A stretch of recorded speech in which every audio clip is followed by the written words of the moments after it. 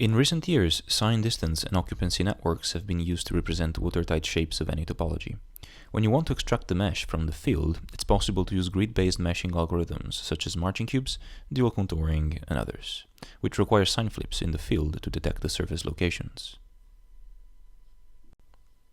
However, common datasets such as ShapeNet are not watertight and require non-trivial preprocessing in order to be used with SDFs, losing their internal details. Moreover, garments and thin surfaces in general can be more naturally expressed as open surfaces, removing the thickness resolution requirements. Unsigned distance fields have been proposed to deal with both closed and open surfaces, but since they have no sign flips, they cannot be meshed with SDF methods. So UDF-specific meshing methods have been proposed. Here you can see the most popular meshing algorithms for UDFs, divided in marching cubes-based methods and dual methods. We refer to the paper for a more extensive explanation of all of these works. For the purpose of this video, MeshUDF and CapUDF are marching cubes-based algorithms which compute the gradients at cell corners and evaluate their dot products with handcrafted rules to determine when a sign flip occurs. MeshUDF also proposes a surface following heuristic. MeshUDF is particularly suitable for garments, thanks to its heuristic, but it can generate spurious triangles in more complex objects, such as cars, as you can see here. Double covering UDF proposes a complex pipeline which inflates the surface by meshing an epsilon level set, optimizes the extracted mesh to make it converge to the 0 level set, and then it cuts it to only keep one layer. This method achieves very smooth results, but it's also particularly slow due to the optimization step. Among the dual methods, a neural dual contouring proposes a neural network that predicts both the vertex locations and connectivity in each grid cell. However, the goal of this method was a bit different. It was to produce a dual algorithm without using gradients. As a consequence, neural dual contouring is faster than other methods, but it does not make use of all of the available information. Dual mesh UDF instead is a dual contouring based algorithm with UDF specific heuristics.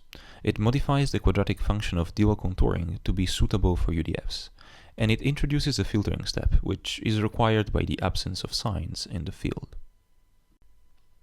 It achieves very impressive accuracy, but it can miss parts of the surface if the minimization fails to converge. Compared to previous methods, we aim to apply traditional SDF meshing algorithms on a UDF as directly as possible, using a data-driven pipeline. We model the task as a cell-wise classification problem. For each grid cell, which is composed of 8 corners, we take their UDF values and their gradients for a total of 8 times 4 inputs. The network has 2 hidden layers with 1024 nodes each, and it outputs a one-hot sign configuration which can be used by SDF meshing algorithms as a pseudo-SDF to extract the surface. Since there are 8 corners, there are 2 to the power of 8 sign combinations.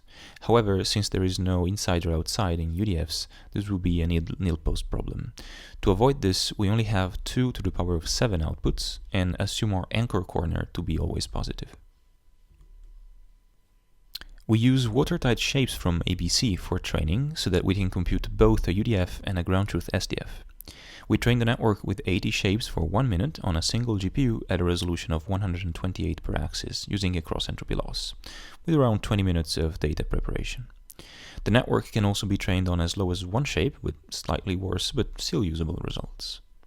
We also normalize input UDF values by the grid resolution at both training and test time, and inject Gaussian noise at training time. This makes the network robust to multiple resolutions and to noisy UDF scenarios, which are typical of neural UDFs. Given its ease of use, we mesh our output with marching cubes. Here you can see some visual results on noise-free UDFs. No post-processing has been applied. Feel free to pause the video to take a closer look. Our pipeline produces smooth meshes with fewer artifacts compared to the baselines, which is very visible in the bottom row. However, we are not immune to artifacts, and since we do not employ any consistency heuristic, such as the one from MeshUDF, cracks in the mesh can in fact happen. Post-processing steps can help with this limitation. As a note, dual covering UDF is slower than the other baselines, but it produces the smoothest results. However, it tends to produce inflated surfaces with missing parts, resulting in worse metrics unless it's meshed at very high resolutions. Removing the cutting step of their algorithm can help with this problem, but it does not produce thin surfaces. So, depending on your application, this might be of interest to you. Here you can see the results on neural UDFs, which are naturally noisy and harder to mesh. Similar conclusions apply. For a quantitative evaluation, we compute chamfer distance and image consistency from 8 viewpoints, between the meshed shapes and their ground truths. We achieved the best results in the majority of our tested scenarios and resolutions. Regarding speed, for all methods except dual covering UDF, the meshing time is orders of magnitude lower than the UDF query time. Even so, when paired with marching cubes, our meshing time is around 2 times faster than the fastest marching cubes-based method, which in our testing was mesh UDF. We showed that the output of our pipeline can be meshed with marching cubes. However, our pipeline can also be used in conjunction with dual methods. Here I have to skip some details, but to exemplify this, we take dual mesh UDF and we relax its filtering step. And we use our neural network, unchanged from the previous experiment, to identify which cells should contain a surface. Here are the results for dual methods on noise-free UDFs. When paired with dual mesh UDF, our method naturally produces similar meshes to dual mesh UDF, but it also fills some of the voids left by dual mesh UDF, which is visible in the bottom row. Moreover, in a neural UDF scenario, the filtering step of dual mesh UDF needs to be tuned to achieve the best results, as you can see here. The use of our network as a filtering step avoids the need for tuning and achieves similar results to the tuned version of dual mesh UDF. Quantitative results confirm these findings. The combination of dual mesh UDF with our pipeline often achieves the best results, or is a close second, without requiring any form of tuning. Finally, we introduce noise during training to improve our robustness to noisy neural UDF scenarios. However, we have found that noise also helps detect thin surfaces at low resolutions.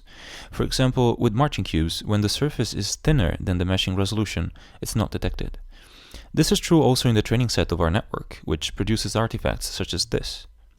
This happens only in a minority of cases, so introducing noise prevents the network from overfitting to this scenario and correctly recover the surface. To conclude, here's a short animation, a render of a ShapeNet car in a noise-free scenario.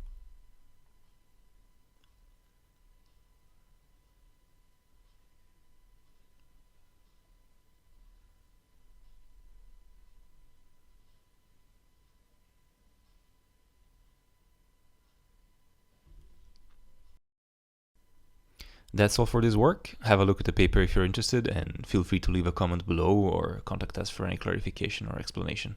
We're very happy to chat. Thank you.